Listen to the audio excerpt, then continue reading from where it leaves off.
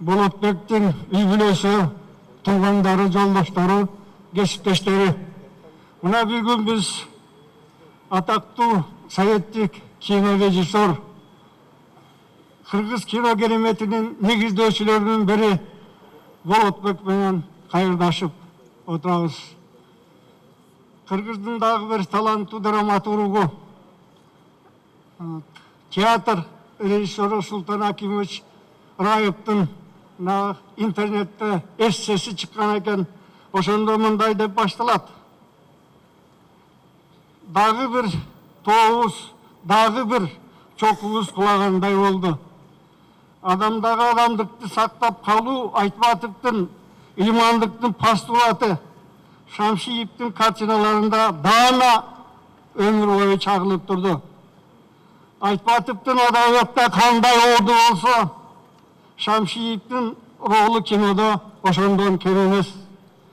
Бұл екі залқардың рухани киндігінің тамырлаштығы деп баса белгілеп тұр. Шын эле Болот Шамшиев өмірінің барлық мезгилинде чындык үчүн күрөшүп, чындык сөзүн бийликтин бардык бутактарына элге журтка айтып олтурду. Болот Шамшиев Кудай берген бір талант екен, қасиетті адам екен. Егерде андай болбосо, студент кезінде Москвада окуп жүргөндө Шипицконун атайын «Злой» деген киносуна чакырылып тартылмаса керек. Андан кийин анын дипломдук иши Москвадагы окуу жайды бүтүп аткандагы Манаска арналып, ал дүйнөлүк масштабта чоң баага ээ болгондугу. Андан кийин Болоттун жылдызы негизинен туурасын айтканда 1964 жылдан 1989 жылдарга чейин жаңды десек болот. Ар 2 жыл, 3 жыл, 4 жылда бирден укмуштай кинолорду чыгарып келди. Алардын бардыгы дүйнөлүк масштабта өзүбүздүн мамлекеттин ичинде эң жогорку сыйлыкка татыктуу болду. Чындыгы мамлекет ушул жылдары Болотбектин эмгегин жогору баалады. Кыргызстанда болгон бардык сыйлыктарды алды. СССРдин эл артисти, СССРдин эң жогорку сыйлыгына татыктуу болду. Бирок менин оюмча Болотбектин коомдук иштерге депутат болгондон кийин жооптуу кызматтарды иштегенде өзүнүн чыгармачылыгы бираз пасая түштү.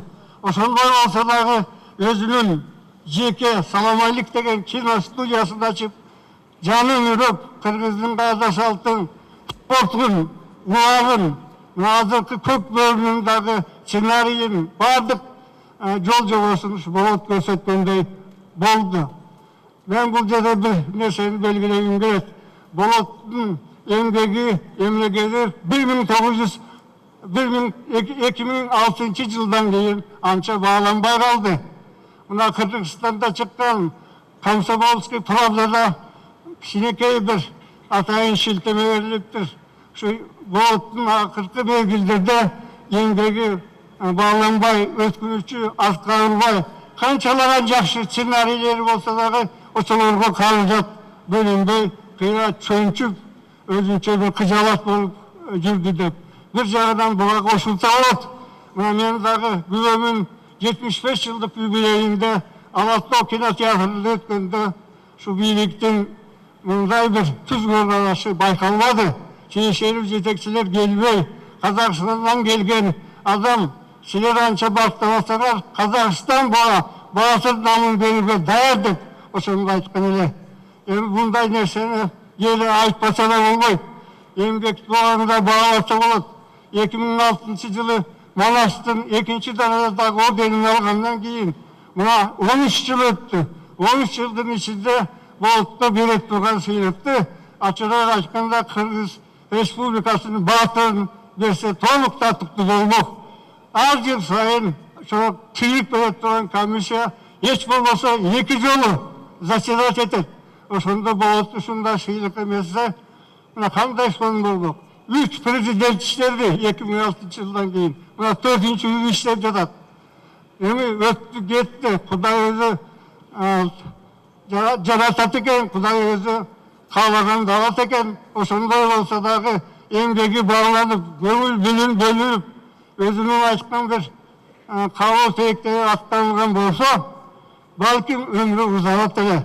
Кулманжанды атканы сатайын деп канча сунуш кылды, колдоо таппады.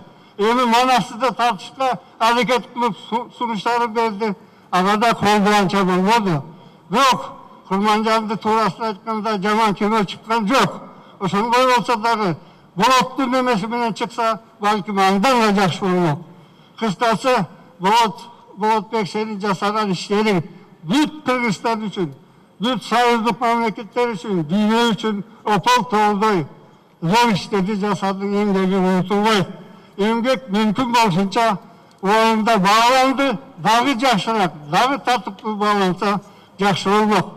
Эми мындан ары ушундай таланттуу балдарыбызды, эмгек кылгандарды сыйлайлы, мүмкүн болсун да колдойлу, коргойлу, сактап калалы. Кыргызстанда şu тынччылык, аманчылык болсун. Болот курдашылык, менден бир гана ай кичүү эле. Жаткан жериң жайлуу болсун, топурагың толко болсун. Мындан кийин жакшылыктарда эл журтубуз бир бололу. Аманчылык болсун.